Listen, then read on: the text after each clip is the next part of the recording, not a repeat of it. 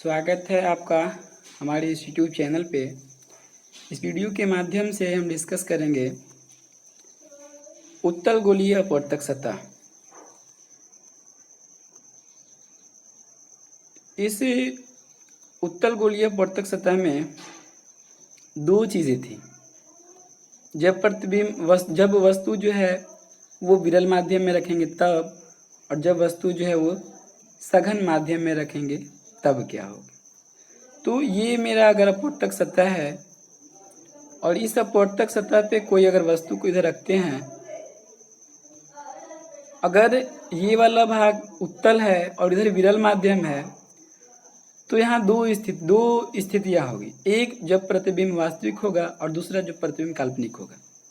तो जब प्रतिबिंब वास्तविक होगा, इसकी पिछले वाले वीडियोस में इसके बारे में डिस्कस कर चुके हैं। अब हम बात करेंगे इस वीडियो में कि जब प्रतिबिंब जो है वो काल्पनिक होगा तब क्या स्थिति होगा। एक बार ध्यान से समझिए इसे। इसमें ढेर सारे केसेस हैं, 5-6 केसेस हैं। फिर से एक बार इसे समझिए कि वक्र भाग जो है उत्तल, देखिए अगर हम इधर से देखते हैं तो ये वक्र भाग अवतल कहलाएगा, लेकिन इधर से देखेंगे तो हम वक्र भाग को उत्तल कहेंगे। तो उत्तल अपवर्तक सतह किसे कहेंगे? तो उत्तल वक्र भाग अगर विरल में हो, देखिए ये विरल है ना, इधर मान लेते हैं विरल है, इधर सघन है। तो विरल में अगर उत्तल वक्र भाग है तो हम उत्तल गोलीय अपवर्तक सतह कहेंगे। ठीक है।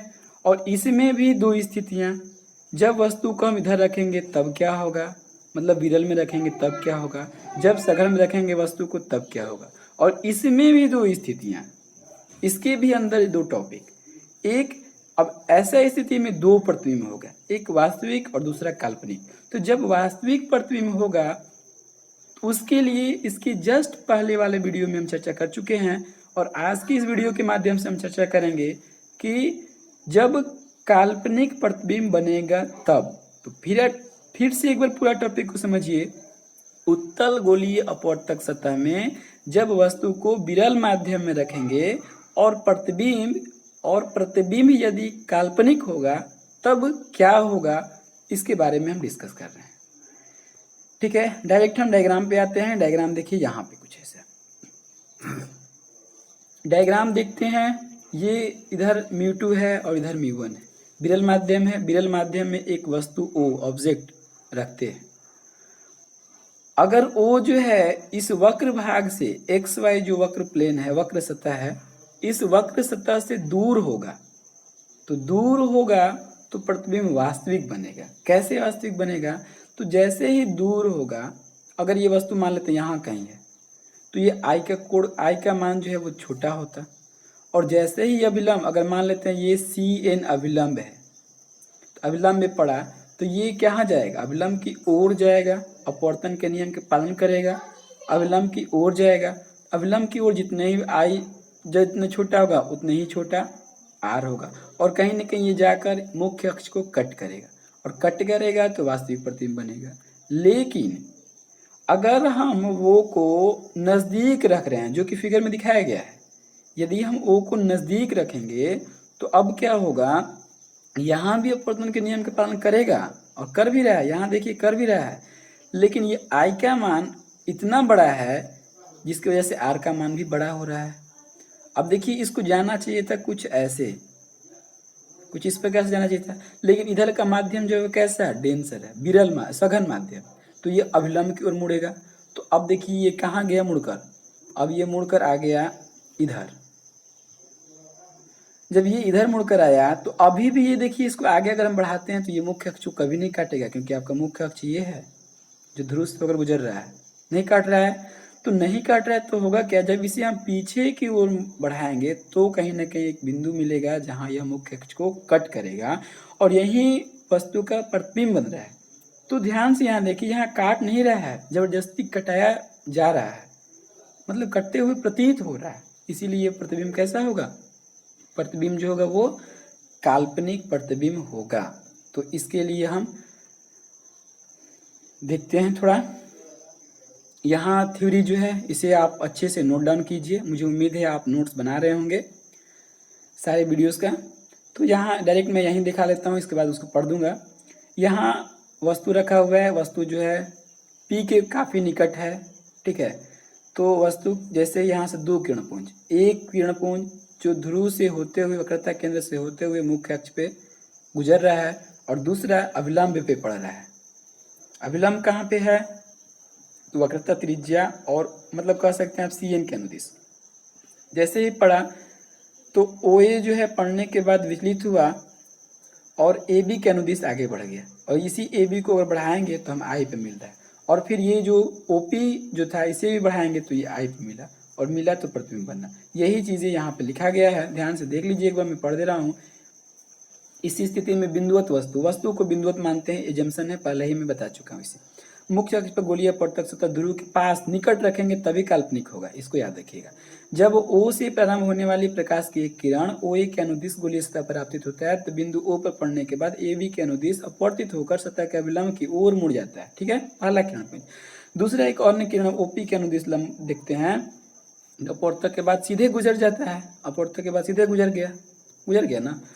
देख लीजिए ये एक AB OA आया, AB के अनुदिश अभिलंब की ओर मुड़ा, थोड़ा सा इसको जाना चाहिए था ऐसे, तो अभिलंब की ओर मुड़ा है, मुड़ने के बाद ये आगे निकल गया और इसके बाद एक ये, दोनों को यदि पीछे किया जाए, यहाँ देखिए AB और BC अपवर्तन के बाद वास्तव में किसी बिंदु पर नहीं मिलता है, नहीं मिल रहा है अपवर्तन के बाद, तो पीछे करेंगे तो बिंदु O पर मिलते हुए प्रतीत होगा और वहाँ इसका काल्पनिक प्रतिबिंब बनेगा। डायग्राम समझ में आ गया ना? अब देखिए डायग्राम समझ में आ गया तो स्नेल का नियम लगा दीजिए। स्नेल का नियम क्या कहता है कि माध्यम का अपवर्तनांक और उसके बीच अभिलंब और आपतन कोण के बीच का कोण के जया के गुणनफल जो है नियत रहेगा। तो इधर अगर μ1 है, सॉरी यहाँ μ1 है, तो μ1 इंटू साइन आई का मान जो होगा वही इधर μ2 इंटू साइन आर का मान भी होगा। मतलब μ1 साइन आई बराबर μ2 साइन आर, या हम इसको कह सकते हैं कि μ2 बाई μ1 बराबर, इधर अगर साइन को करें तो साइन आई बटे में साइन आर कह सकते हैं। देख लीजिए यहाँ, और आई और आर जितने भी यहाँ पे एंगल दिखाई दे रहा है आपको, आई आर, और आगे चलिएगा तो अल्फा बीटा गामा कुछ मिलेगा, ये सब के सब बहुत छोटे हैं, एज्यूम किया गया है। तो साइन आई काफी छोटा है, तो जब साइन आई छोटा है तो साइन आई का मान आई के बराबर होगा, तो हम कह सकते हैं साइन आई का मान जो है वो किसके बराबर है? आई के बराबर है। तो हम इसको रिप्लेस कर देंगे, हटा देंगे, सिर्फ आई बचा, साइन आर सिर्फ आर बचा, तो ये आपका समीकरण 1 होगा। क्या है? μ1 आई इक्वल टू μ2 आर, ठीक है। अब देखिए ओ आई के लंबवत एक रेखा खींचते हैं, देख लीजिए यहाँ एम एक रेखा खींच लेते हैं यहाँ एक।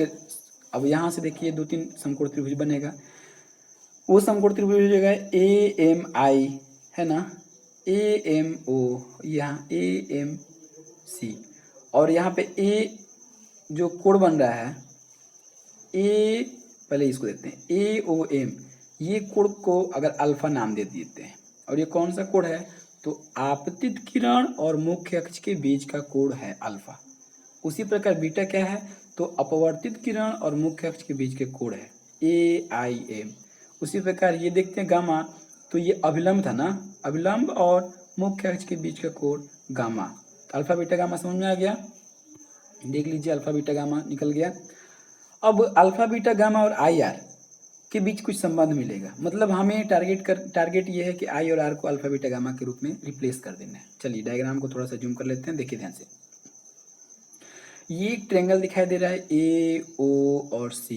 इस ट्रायंगल में दो कोण हमें पता है, एक अज्ञात है, तो अज्ञात है तो इसके लिए हम क्या करेंगे कि 180 माइनस अल्फा प्लस ब्रैकेट में अल्फा प्लस गामा करेंगे तो जो रिजल्ट आएगा वो ये कोण होगा। क्लियर है? और अगर दूसरी तरीका से NC पर देखें, NC पर ये स्ट्रेट लाइन है, सरल रेखा है, तो इसको कोण का मान 180 होगा, और जब 180 होगा और ये कोण का मान दे दिया I, तो ये कोण कितना होगा? तो 180 माइनस I के बराबर होगा। तो एक तो सरल रेखा से ये मिला 180 माइनस I, और एक ट्रायंगल से इस कोण का मान 180 माइनस अल्फा प्लस गामा आया। तो जब दोनों का मान अगर तुलना करेंगे तो ये कैंसिल, तो I बराबर अल्फा प्लस गामा। वैसे भी ये ज्योमेट्री है, इसको आप पता ही होगा कि यहाँ का कोण जो है इन दोनों कोण के योग के बराबर होगा, मतलब I का मान जो है वो अल्फा प्लस गामा के बराबर होगा। सिमिलर यहाँ एक और त्रिभुज बन रहा है, यहाँ एक और त्रिभुज बन रहा है, इस त्रिभुज को भी अगर देखें तो IA सी जो त्रिभुज बन रहा है और ये आर, तो आर बराबर उसी प्रकार इसको देखें तो बीटा प्लस गामा होगा। तो आर और आई के जगह पे हम बीटा प्लस गामा और अल्फा प्लस गामा अगर पुट करें तो समीकरण 1 जो था आई और आर के जगह पे पुट करने के बाद कुछ इस प्रकार मिलेगा। ठीक है, और अल्फा बीटा गामा क्या था, तो कोण था। अब देखिए यहाँ थोड़ा सा फिर से एक बार फिर से डायग्राम को समझिए। ये जो मान है ये अल्फा है और हम कह सकते हैं यहाँ पे कि tan अल्फा का मान जो है वो कितना है, तो ए एम और बटे में कितना एम ओ है और tan अल्फा काफ़ी छोटा है, अल्प है, तो हम ये कह सकते हैं कि अल्फा बराबर ए एम बटे में एम ओ हो जाएगा ना। सिमिलर उसी प्रकार अगर हम ये त्रिभुज में देखें तो हम बीटा बराबर कह सकते हैं ए एम बटे में एम आई। उसी प्रकार अगर हम इस त्रिभुज में देखें ए सी एम में तो गामा बराबर कह सकते हैं लंब ए एम और बटे में एम सी। तो अल्फा बीटा गामा का मान कुछ इस प्रकार आया। tan क्यों रिप्लेस किया गया, क्योंकि बहुत छोटा अल्प कोण का मान है। तो अब देखिए यहाँ पे अल्फा बीटा गामा का अगर मान हम रखते हैं तो कुछ इस प्रकार से ये मान मिलेगा और ये मान को रखने के बाद अब देखिए ए एम जो है कॉमन है, सब में ए एम है कॉमन है, तो कैंसिल कीजिए, बाहर ब्रैकेट निकाल कर हटाइए इसको। अब क्या बचा, तो अब देखिए ध्यान से बचेगा M C M O M C M I. अब फिर से एक बार डायग्राम देखते हैं, डायग्राम को जूम कर देते हैं। एज्यूम ये किया गया है कि दर्पण का जो द्वारक है वो काफ़ी छोटा है। जब दर्पण का द्वारक छोटा है, सब एंगल छोटा है, तो ये P और M के बीच की दूरी बहुत ही छोटा होगा। जब बहुत ही छोटा होगा तो हम कह सकते हैं यदि MO का मान जो है आएगा M से O के बीच की दूरी जो होगा वही दूरी PO होगा, कह सकते हैं ना। ये बहुत छोटा है, तो ये बहुत छोटा है तो मतलब M और P दोनों एक ही जगह पे है, तो OM कहिए या OP कहिए बात बराबर, MC कहिए या MP कहिए बात बराबर, IM कहिए या IP कहिए बात बराबर। मतलब हमें करना क्या है, M को M के जगह पे P रख देना है, बस कुछ नहीं करना है। यहाँ देख लीजिए ध्यान से, M के जगह पे P रख दिया गया तो कुछ इस प्रकार से मिल गया। देख लीजिए ध्यान से, 1/MC के जगह पे 1/PC, MO PO MC PC MI PI हो गया। और अब देखिए PC PO PC PI हो गया, सब के सब कहाँ से हो गया, तो सब ध्रुव से हो गया। अब फिर से इसको देखिए थोड़ा आगे, तो यहाँ कुछ कॉमन है, कॉमन जो है उसको बाहर कर लेते हैं। कॉमन जो है उसे अगर बाहर करें या एक तरफ कर लेते हैं तो देखिए PO नहीं बल्कि PC कॉमन है, तो PC को एक तरफ करेंगे तो ये PC को उठाकर इधर ले जाइए, तो यहाँ इधर क्या बचेगा दायां साइड में, तो μ1 बटे में PO, और इधर से इसको लाइए μ2 को मल्टीप्लाई करने के बाद तो μ2 बटे में PI, और इधर प्लस है तो इधर माइनस हो गया। उसी प्रकार ये तो रह ही गया, इधर μ2 रह गया है बटे में PC, और μ1 को अब इधर लाइए तो μ1 बटे में PC, और PC एलसीएम लेंगे तो ये कुछ इस प्रकार से मिलेगा। अब रिजल्ट क्या मिला, μ1 बटे में PO माइनस μ2 बटे में PI बराबर μ2 माइनस μ1 बटे में PC। ये जो है आपका रिजल्ट मिला। अब करना कुछ नहीं है, बस चिन्ह प्रॉपर्टी लगा देना है। चिन्ह प्रॉपर्टी PO PI PC के लिए, PO PI और PC के लिए, ध्यान से देखिए PO PI और PC के लिए, तो PO ये दूरी वस्तु की प्रकाश किरण पुंज इधर जा रहा है, हम माप रहे हैं इधर, तो PO का मान -U, PI ये भी हम मापेंगे इधर तो ये हो जाएगा -V, PC ये हम मापेंगे इधर, क्योंकि सब दूरी कहाँ से मापते हैं, ध्रुव से मापते हैं, तो ये दूरी हो गया +R। PC क्या है, वक्रता केंद्र है, तो -U -V और +R अगर हम पुट करें तो -U -V और +R अगर रखने के बाद देखा जाए तो -U -V और +R ये कैंसिल, ये प्लस हो गया, और कुछ इस प्रकार से। तो ये जो रिजल्ट मिला यही रिजल्ट काल्पनिक के लिए भी मिला था, और वास्तविक के लिए भी मिला था, और यही रिजल्ट काल्पनिक के लिए भी मिल गया। ये रिजल्ट याद करने के लिए सबसे आसान तरीका है, डायग्राम के पास आते हैं। देखिए डायग्राम के पास से आते हैं, μ1 बटे में U प्लस μ2 बटे में V बराबर μ2 माइनस μ1 बटे में R। तो μ1 बटे में U, 2-3 बार बोल लीजिए, μ1 बटे में U, पहले U होगा बाद में V होगा, और माइनस U के साथ होगा, पहले यू तब भी, यू तब भी, माइनस में यू प्लस में भी, और म्यू2 माइनस म्यू1 बटे में आर, कुछ इस प्रकार से रिजल्ट मिलेगा। तो मुझे उम्मीद है ये चीज़ समझ में आ गई होगी कि जब गोलीय सतह होगा, गोलीय उत्तल गोलीय अपवर्तक सतह होगा, तो उसमें दो प्रतिबिंब बनेगा, और वस्तु को अगर विरल में रखेंगे तो दो प्रतिबिंब, दो स्थितियाँ होगा, एक काल्पनिक और दूसरा वास्तविक। तो वास्तविक भी देख लिए और काल्पनिक भी देख लिए। अब बात करते हैं हम अब दूसरा हेडिंग के बारे में, अवतल गोलीय अपवर्तक सतह के बारे में। तो अगर अवतल गोलीय अपवर्तक सतह के बारे में, और जब वस्तु है विरल में, अब यहाँ भी विरल में रखेंगे कि सघन में रखेंगे, यह भी दिक्कत है। अब इसको समझिए थोड़ा सा। तो वस्तु जो है वह कैसा है, वक्र सतह।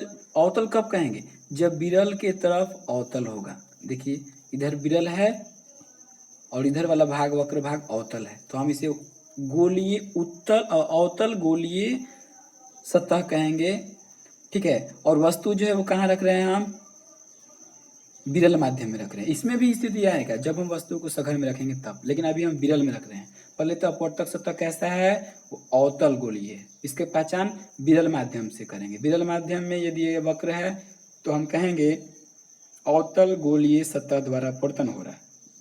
वस्तु को कहाँ रखा गया है, तो विरल माध्यम में रखा गया है। डायरेक्ट आते हैं डायग्राम के पास। डायग्राम देखिए, बिल्कुल ही डायग्राम अच्छे से समझिए, क्योंकि सब कुछ डायग्राम ही है। ये अगर समझ में आ जाता है तो कुछ नहीं है।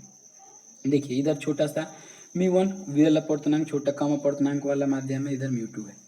वस्तु को अब इधर कहीं भी रखिएगा, वस्तु को दर्पण दर्पण बोल रहे हैं, अवतल के वक्र सतह के कहीं भी आगे हम रखेंगे तो इसका प्रतिबिंब जो है वो हमेशा काल्पनिक ही बनेगा। इसमें स्थिति ही नहीं होता है कि वास्तविक बने, काल्पनिक ही बनेगा, ठीक है। तो इसमें एक ही ऑप्शन, एक ही पढ़ना है। तो यहाँ अगर वस्तु को हम रखते हैं, चलिए मान लेते हैं हम वस्तु यहाँ रखते हैं। इसके बाद वक्रता केंद्र से होकर इसका एक, वक्रता केंद्र से होकर एक इसका अभिलंब जाएगा, ये अभिलंब हो गया।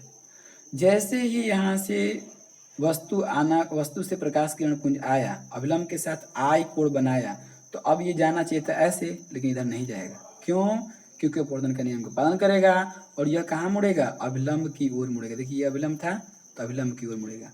तो अब मुड़ गया, आगे गया तो कहाँ मिल रहा है, नहीं मिल रहा है। तभी से जबरदस्ती हम पीछे घसीट के लाएंगे।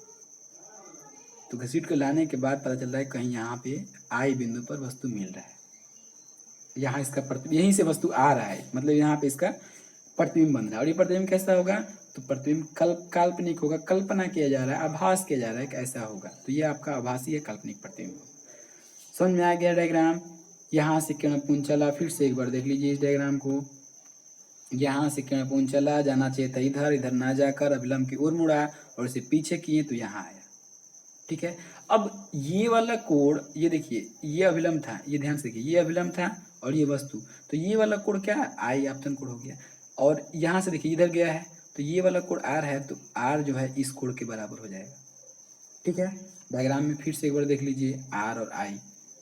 आई जो है ये पूरा है, आर जो है ये छोटा सा कोण है, क्योंकि ये वाला आर होगा ना, यहाँ आर होगा, तो ये छोटा सा कोण इसके बराबर हो गया। तो आई और आर क्लियर हो गया होगा। यहाँ भी अल्फा बीटा गामा वही चीजें हैं। यहाँ भी अल्फा जो है कैसा कोण है, तो मुख्य अक्ष से और आपतित विरण, मुख्य अक्ष और आपतित किरण के बीच के कोण अल्फा है। बीटा क्या है, तो मुख्य अक्ष और अपवर्तित किरण, अपवर्तित किरण यही है ना, पीछे कीजिए, अपवर्तित किरण और मुख्य अक्ष के बीच के कोण बीटा है। गामा वही चीज है, यहाँ भी गामा भी, एक अभिलंब डाल देते हैं एक मुख्य अक्ष पे ए, बाकी समझ में आ गया। इधर अपवर्तनांक म्यू1 है, इधर अपवर्तनांक म्यू2 है, सब कुछ वही है, बस डायग्राम थोड़ा सा बदला है, डायग्राम ही को समझना है, बाकी कुछ नहीं है। यहाँ भी स्नेल का नियम लगाएंगे। अल्फा बीटा गामा कोण, आई कोण, आर कोण बहुत ही अल्फा है, तो इसका हम जो साइन टेन के रूप में है उसको रिप्लेस कर देंगे। देखते हैं, मान लेते हैं कि वो एक बिंदुवत वस्तु है। वस्तु को पहले ही एज्यूम किया गया है कि वस्तु बिंदुवत है, उसमें कोई ऊंचाई नहीं है। वस्तु जो है वो कैसा है, वो बिंदुवत है। वो वस्तु है गोलीय अपवर्तक सतह, मुख्य अक्ष ए के विरल माध्यम की ओर अवतल है। विरल माध्यम, ध्यान से देखिए, विरल माध्यम में तीसरा केस हम पढ़ रहे हैं। प्रकाश की एक किरण पुंज ओ बिंदु से प्रारंभ होता है, ए पर पड़ता है और सी एन के अभिलंब की ओर मुड़ जाता है। वही चीजें हैं, एक बार ध्यान से इसको वीडियो को रोकिए और नोट्स में अपने लिखिए। दोनों अपवर्तित किरणों को अगर मिलाते हैं ए बी और ए डी, फिर से यहाँ देख लीजिए दोनों अपवर्तित किरण कौन कौन था। एक ये अपवर्तित किरण, एक ये यहाँ से ये आगे गया जो वो वाला, और दूसरा ये, और दोनों के पीछे करेंगे तो कहीं ना कहीं बिंदु को कट करेगा और वही वस्तु का प्रतिबिंब कैसा होगा, काल्पनिक प्रतिबिंब बनाएगा। क्लियर हुआ। चलिए अब स्नेल का नियम लगा दीजिए। तो स्नेल का नियम sine i equal to sine r mu के साथ, तो mu one sine i equal to mu one sine r हो गया। अब अल्फा बीटा गामा के साथ यहाँ कोड देख लेते हैं। कोड आई और आर को हम अल्फा बीटा गामा के साथ रिप्लेस करते हैं। पिछले दोनों प्रूफ में हमने किया था। यहाँ भी देखिए ये अल्फा है, ठीक है, और ये जो है आई है, आई को हमें रिप्लेस करना है। तो अगर ओ सी ए से अगर देखें तो ये वाला कोड कितना हो जाएगा, 180 माइनस गामा, 180 माइनस गामा। कैसे, हम इस सरल रेखा से देख रहे हैं तो 180 माइनस गामा, क्योंकि इधर वाला जो भाग है ये कोण गामा है, तो इधर कितना हो जाएगा 180 माइनस गामा। लेकिन यही अगर दूसरे और तरीका देखा जाए फाइंड आउट करने के लिए, तो ये कोण आई है, तो हम इसको और तरीका से निकाल सकते हैं कि 180 माइनस आई प्लस अल्फा, इससे भी हम निकाल सकते हैं ये कोण। ये कोण दो तरह से माप सकते हैं, एक ये त्रिभुज से और दूसरा ये सरल रेखा से। तो सरल रेखा से जब निकाले तो 180 माइनस गामा, और त्रिभुज से देखे तो 180 माइनस इतना। अब ये कैंसिल। अब देखिए क्या मिला, तो minus gamma equal to minus i minus alpha, minus minus दोनों में माइनस है, तो हमें आई चाहिए, तो हम आई को इधर कर देंगे तो क्या हो जाएगा, गामा माइनस अल्फा। तो गामा माइनस अल्फा, आई का मान आ गया। समझ में आया आई का मान, गामा माइनस अल्फा। चलिए उसी प्रकार आर को रिप्लेस करना है, तो आर देखिए बस वही, यहाँ बीटा हो गया, यहाँ अल्फा था, तो आर को रिप्लेस करेंगे तो यहाँ पे आर की जगह पे गामा माइनस बीटा हो जाएगा। देख लीजिए वही चीज़ आया होगा, गामा माइनस बीटा। अब स्नेल का नियम लगाते हैं, तो स्नेल का नियम दोनों प्रूफ जो किया था वही सेम वही चीज़ें हैं। यहाँ आई और आर रिप्लेस कर देंगे, क्यों कि अल्प कोड है, एज्यूम पहले किया जा चुका है। तो हम कह सकते हैं mu one I equal to mu two R, I और आर का मान अगर हम यहाँ से रख देते हैं तो मिलेगा result mu one gamma minus alpha mu two gamma minus beta. फिर से अल्फा और बीटा और गामा का देखते हैं, राइट एंगल ट्रेंगल बनाएगा, समकोण त्रिभुज बनाएगा, और अल्फा बीटा गामा की जगह पे हम रिप्लेस करेंगे। देखिए यहाँ से ये त्रिभुज बना समकोण त्रिभुज, तो हम कह सकते हैं कि tan अल्फा बराबर कितना ए एम, और बटे में यहाँ से ओ एम, और अल्फा का मान बहुत ही छोटा है, तो हम कह सकते हैं यह जो मान किसके बराबर है, अल्फा के बराबर है, मतलब अल्फा बराबर ए एम बटे में ओ बी। इसी प्रकार बीटा बराबर अगर हम देखें तो बीटा बराबर भी कह सकते हैं क्या, ए एम बटे में एम आई। गामा बराबर देखें तो ए एम बटे में एम सी। तो ये तीनों का मान अगर हम यहाँ पर रखते हैं तो रिजल्ट मेरा मिलेगा कुछ इस प्रकार से। tan छोटा है, अल्प कोण है, हटा देते हैं। अब देखिए A M A M A M A M cancel हो गया, यहाँ भी क्या बचा, तो 1/mc 1/mo 1/mc 1/mo बचा। अब देखिए mo और mc को फिर से वही चीज़ें, द्वारक बहुत छोटा माना गया है, तो द्वारक जब छोटा है तो m और p के बीच में कोई दूरी ही नहीं होगा, अल्प दूरी होगा, निगलेक्ट कर देंगे। और जो ये दूरी mc का होगा वही दूरी pc का होगा, जो ये दूरी mi का होगा वही दूरी pi होगा, जो दूरी po mo है वही दूरी op होगा। तो हम जहाँ m था वहाँ p कर देंगे, m के जगह पे p रख देंगे, तो m के जगह पे p रखने के बाद पास पास है ना, तो m के जगह पे p रखने के बाद कुछ इस प्रकार से मिलेगा। अब फिर से वही चीज़ें यहाँ देखिए, हमें कॉमन दिखाई दे रहा है pc, तो pc को एक तरफ कर लेते हैं, pc को उठाकर इधर लाइए, तो इसको हम इधर लाएंगे तो 1/ इसको इधर लाएंगे तो म्यू टू बटे में pi, तो म्यू टू बटे में pi, और इधर इसको ले गए हैं तो ये वाला बचा po, तो म्यू वन माइनस बटे में p1 माइनस था। इसके बाद इधर जो पहले से था म्यू टू बटे में pc पहले से था, ये इधर गया तो म्यू वन बटे में pc, इसका एलसीएम pc, तो pc हो गया।